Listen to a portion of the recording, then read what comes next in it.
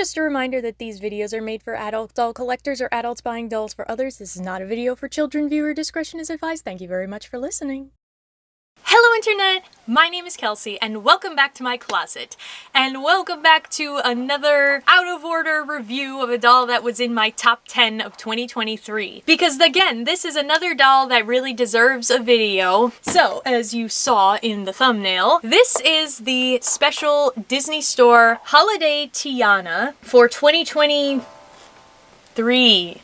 I was saying when I saw Christina Land review this doll that this is one of those misprint things that maybe someday the box is gonna be worth a lot. Ultra rare misprint. If anyone remembers from the 90s, there was some misprint with Beanie Babies where the tags got switched on the iguana characters. I specifically remember that. So I feel like that could happen. And yeah, that kind of breaks my rule too on not watching somebody else's review of a doll until I get the doll, but I wasn't 100% ready to buy her until I saw Christina Land's video. And at that time, she happened to be on sale for $30 instead of $50, so I feel like I got a pretty good deal. Anyway, let's look at the box. So we have a little bow up here that says Disney. There is a whole snowflake motif going on here. And there's some of her icons down at the bottom here. We have a crown, a frog, another crown, and it says 2024 Holiday Special Edition. Of course, when you guys are seeing this, it will be 2024. And then of course it says Princess Tiana at the bottom. And part of the reason that I really wanted to get her after I saw the video and just more pictures of her is the flapper outfit, because that's one of my favorite outfits that she has in the movie. And also, it reminds me a lot of the Ultimate Princess celebration, the first Tiana they did with that really Art Deco style dress. I always really liked her even though I never got her. So this is kind of an homage to that in my mind. And even then, this is another holiday Disney doll that doesn't look super holiday. If you took the fur piece off of this outfit, I think you could get away with this all year. An all year round kind of modify it for the season thing. Take off layers for the summer, put on layers for the winter. And then on the back we have some text, and it's super shiny here. We have another image of her crown with some holly, some more snowflakes, and another bow. 'Tis the season for warm wishes and dreams coming true. Unwrap a regal winter with this charming holiday doll collection celebrating our line of Disney royalty. Designed by Disney artists, the Princess Tiana doll sparkles bright and captures the glow of the festive fairy tale beauty. Princess Tiana's warmth shines through the bayou and comes to life even more for this magical season. Cherish the holidays with this keepsake collection that's sure to be a treasure for years to come. I love doing the dramatic readings on the back of these boxes. Let's open her up. Alright guys, Tiana is out of the box and she is super, super pretty. She just looks so movie accurate. She is so cute. She's got her little smile with kind of a dark ruby lipstick. She's got gold eyeshadow to go with all the gold details in her outfit, but there's also some silver under her eye and in the inner corners on the top eyelid. That kind of works because there's a lot of not silver but kind of pearliness to this outfit, especially in the velvet piece. So it does bring the silver back in on her makeup. And she's so pretty. She's got some nice rosy blushing. No earrings, which I'm a little surprised by. I feel like fancy outfits like this kind of call for earrings, but she does have a lot of other accessories, so I'll let it go. And then we have her hair, which is a super dark brown. It's not totally black. It's just a very, very, very dark brown. Kind of like my own. I don't have black hair. I don't know if it comes across on camera, but it's actually like a very, very dark brown. It is styled in a side ponytail with some big crunchy curls that I'm not gonna touch because they're pretty neat. I don't know if I would be able to, like, I could recurl it. I mean, they're a little flat at the back. I don't know. The way that it looks right now, holding it to the side of the head, that would be the problem. It would probably fall to the back if I tried to wash it and redo it. I want it to stay over here, so I'm not gonna touch them. Also, she has a twisted piece pulled around and it goes into the ponytail. She does have a tiara, which looks like it's made of gold beads. It has a little fake gem in the center there. And then on the side here, it goes into some gold swirls, some hanging white beads, feathers that are molded, and then feathery tulle mesh kind of things. It's supposed to be feathers, you know, flappers, they usually have the feathers sticking out of their headpieces, but it still looks good, and I like that they added that little extra material detail. And then we get down to the outfit. So there's a few layers here, and I'm gonna try to break it down as much as I can, but everything is like pinned together, so give me a second. All right, so this is the base layer of the outfit, and you can see, like I said, how you could get away with this outfit outside of the holidays, because there's really nothing on here that makes it wintry or holiday without the outer layers. So up here at the top, we have her necklace, and it, instead of being like a molded plastic string of pearls, it's actually little white beads on a string. You can see that it's flexible, and down here we have a piece that's kind of hanging. It's pinned to the dress so that it stays like this. I think it would still lay nicely even if it wasn't sewn onto the front of the dress. We have a little gold bead here. I would recommend, if you did want to unsnip this from the dress, you do it from the inside, because if you do it from the outside, you have a risk of snapping the string and then the beads will be flying everywhere.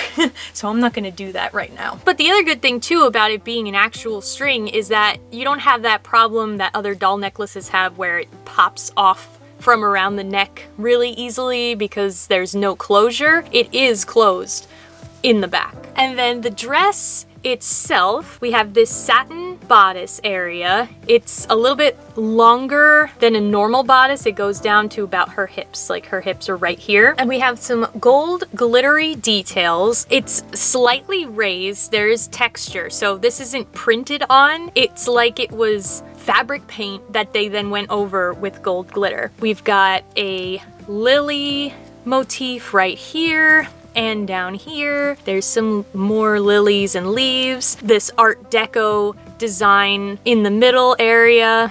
There is a gold trim around the neck that does continue into the back, but the back doesn't have any glitter or anything on it because it's usually covered by the jacket. Again, this reminds me of her Ultimate Princess doll. It reminds me of the outfit from the movie where she's having her dream sequence about the restaurant, and I just love that outfit. I think it works really well, especially because it's so iconic for the 20s when the movie takes place. And then the bottom of the dress, it's nothing super exciting. We just have this kind of ribbed tulle. It's a little stiff, but it does go into a slight train at the back. And underneath there is a white satin layer because otherwise it would be see-through. But it's still a nice dress, and it evokes that flapper style without the beaded skirt, because that's usually, the flapper dresses are very risque.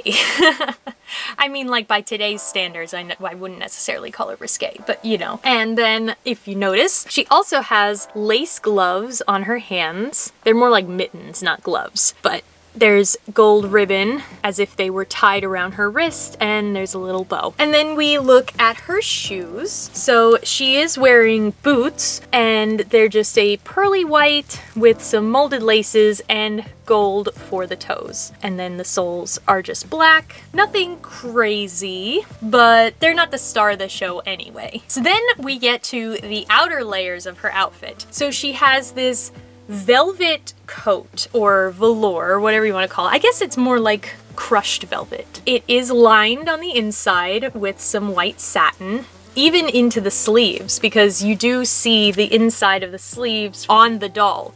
They are these long bell sleeves, and the coat has this puffy trim around the collar that goes about to the chest. And again, the velvet is kind of a pearlescent color. It's not quite white, it's more of an off-white. On either side of the front panels here, we have more of the glittery gold details. Again, it is textured. These are not printed on. It's some kind of applied design. We have an image of the crown. We have some Evangelines, some lily motifs down at the bottom here, and then all in kind of a 20s Art Deco arch design. And the coat goes about to the same length as the skirt. The train does come out a little bit from the back of the coat. This is what it looks like without the fur piece over top of it, and it was pinned in the front before with the gold parts visible, but if you were going to display her, I'm sure you could position it in a way that you could see the details without it being pinned down. So this way you have the ability to take it off and on. And then the final piece that she comes with is this white stole, which I really like the shape of this because normally a doll stole, it's just like one rectangular piece of fabric and it makes it hard to put it on the doll in a way where it's gonna sit nicely unless you force the arms in to kind of hold it in place. This, with the rounded design, goes around the shoulders more naturally, so it'll sit nicer on the doll, even if you have to unpin it. It is this soft white fur. It is, again, rounded and kind of tapers at the end. There are little gold tassels at the end here, and it is lined with some more satin on the back. We can put it back on Tiana here, and voila.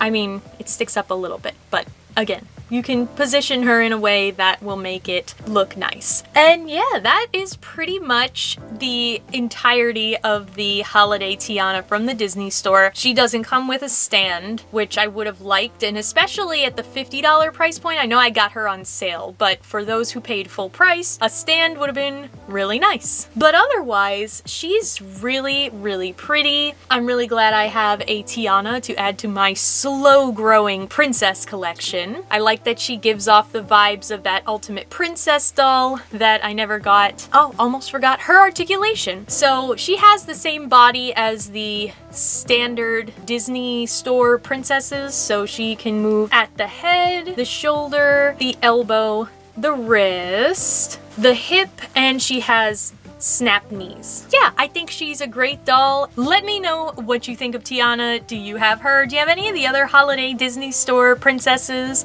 I think the whole holiday line has been really cute over these last few years, so I'm looking forward to seeing who else they put. Thanks so much for watching the video. If you liked it, give it a thumbs up, subscribe to the channel, share the video with your friends, and until next time, I'm almost there.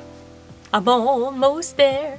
I'm walking towards the camera, and now I'm here.